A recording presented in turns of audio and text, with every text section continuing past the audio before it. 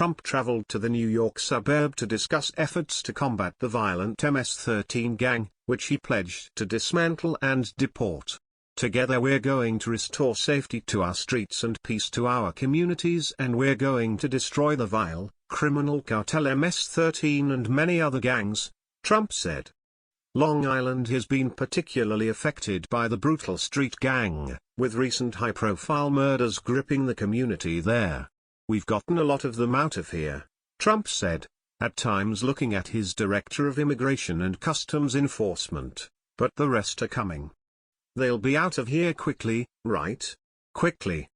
The speech was laced with violent imagery, with Trump saying MS-13 has rendered the suburb into blood-stained killing fields. They kidnap. They extort. They rape and they rob, Trump said.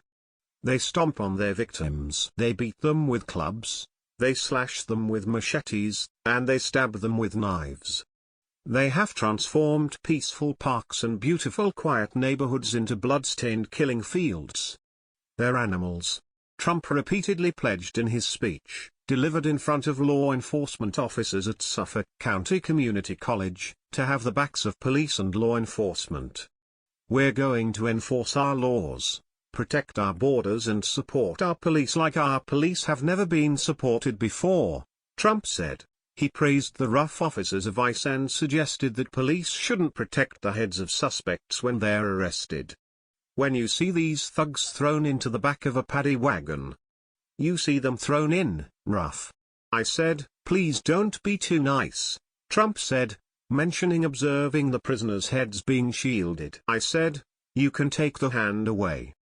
The president also noted his long-standing campaign pledge to build a wall along the U.S. border with Mexico.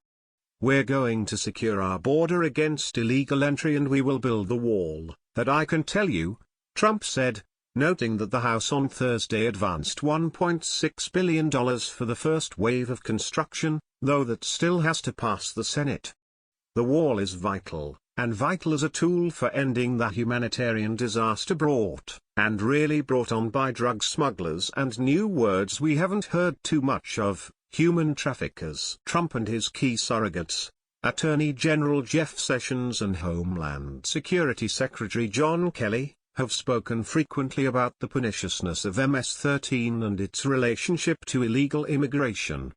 We will find you, we will arrest you, we will jail you and we will deport you, Trump said, painting with a broad brush to imply all the gang members are immigrants.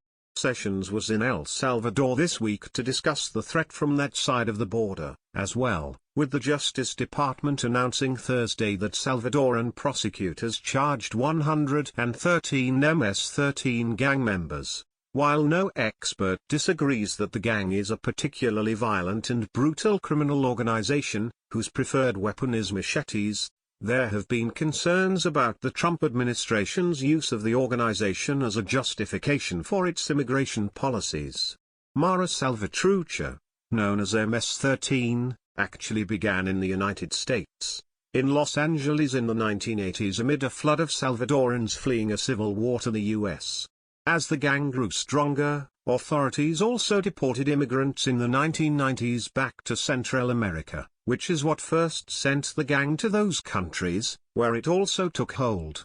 An administration official pointed to migration from Central America as the principal factor for MS-13's growth in the U.S., though the administration has been continuously unable to give reporters any hard numbers of how many suspected MS-13 members are immigrants or were gang members when they migrated to the U.S.